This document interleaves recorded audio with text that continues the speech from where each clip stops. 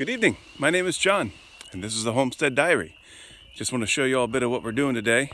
We have the goat shack and the little triangle of fence there where they've got a little postage stamp to run around on. And we have 4 goats and now 3 dogs. And so we got to do a little expansion. So that's what we're doing here, is we are setting T-posts and stock panels and then putting chicken wire on the inside to keep the little critters in until they're big enough to where they don't need the wire anymore. And it just kind of continues on around, takes a right-hand turn, and we're going to walk by the single wide here, and it goes all the way back to the electrified poultry netting, which of course is a very delicate matter when it comes down to getting the fencing just close enough so they don't actually touch. Because if that poultry netting is touching the metal fencing, it will shock you. Shocking, huh? The thing is, it won't shock you very much. It'll shock you just enough you're like, ooh, that's a little, I don't know, bubbly, so to speak, a little tingle. But something that I found today when I was attaching said poultry netting to said fence is I didn't turn it off, and I thought, oh well, you know, like I get shocked from time to time, and it's not a big deal, like it's a little surprise or whatever. Well, this time it hit me hard, like bam, like my entire body froze up and knocked me off the fence. And I said a few choice words, as you might imagine, and I don't think I've been hit that hard by this fence before. And I can only imagine that because the charger is in the Quonset hut about 100 foot from here, that being that close to the charger is what created such a strong current. I really don't have any idea. I mean, I've been hit by it before a number of times, but never quite like that. And so definitely understand how the goats might feel if they decide to put their head through the fence and then they can't get out because, oh, you have horns, and it is easier to put your head in than it is to get it out.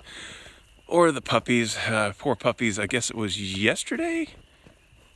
I think it was yesterday. It might have been the day before. Clover, our Great Pyrenees Anatolian Shepherd mix, decided that she was going to stick her head through the fence, and it was raining, and so she got a good old jolt over and over and over again. And Amber happened to be nearby and grabbed her to pull her out, and she got jolted too because, of course, everything is wet. So yeah, I'm hoping that this one has realized that you don't touch that fence. That's a bad idea. I think I think the other puppy, the one that we call, I can't remember her name right now because that's how tired I am. I guess it's been a long day. But anyway, the other one, yeah, whatever. She touched it one time. I think she got her nose on it or something like that. And she yelped a few times, and she's kind of figured out that that's not a good idea. Now, Terrence, on the other hand, he's been around it, and he knows better. He's been around it, I think, since he was a puppy. And so he doesn't do dumb things quite like that. Although I'm sure given the opportunity, he would hop over a lower portion of the fence elsewhere in the yard, which is probably how he got out in the first place, and then decided to take that little jaunt over to where the poachers were, and ended up, who knows what happened, if he got captured or he got injured, and finally managed to get back home. But man, 2 weeks. This dog was gone for 2 weeks. I don't know. I mean, he's skinny, and he's got some recovery to do, because, man, all the ticks we pulled off of him and treated him. But yeah, I think probably what we're going to end up doing in this space is, after we get the fencing established around here, I think I'm going to pull the chickshaw in and have the chickens spend maybe 3 or 4 or 5 days in here, just kind of eating the grass down as much as possible. Yes, we do want it available for the goats, but at this point, the goats aren't big enough to really consume all the grass that's here. They've got all the hay that they could possibly want, and they go back and forth in between hay and the fresh grass. I guess that's what makes goats smarter than horses, is goats don't founder, so far as I understand, whereas a horse will eat and eat and eat the fresh hay, or fresh grass, and then they're in trouble. And I don't really understand what it does to them. You'd think that the more fresh grass, the better, but horses, they just, not a good idea for them. But the goats, they go back and forth and back and forth, and yeah, probably smarter than horses, although not as useful, at least in the sense that horses are. Although a goat won't eat you out of house and home, and a goat will feed you, because I'm not eating a horse, sorry. Not exactly what it's considered clean food. Well, I guess unclean food means it's not food in the first place.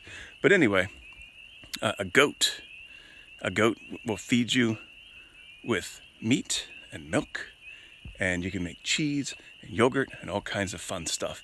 And I'm way looking forward to it, because we've got 3 females and 1 male, and we're gonna get 2 of the females bred by the male here coming up in I don't know, how long do you have to wait? 6 months, 8 months?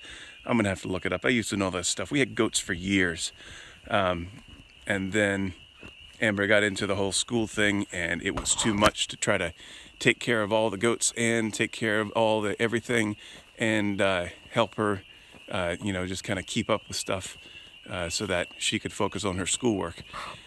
And so now we're going back to it, and I know I've got a lot to remember, but we will get it, because these are the days that we need that knowledge. These are the days that we need to be prepared to feed ourselves and feed our neighbors. And I can't say as I'm necessarily looking forward to it, but times are going to continue to get more interesting here on the homestead and elsewhere. Y'all have a blessed day.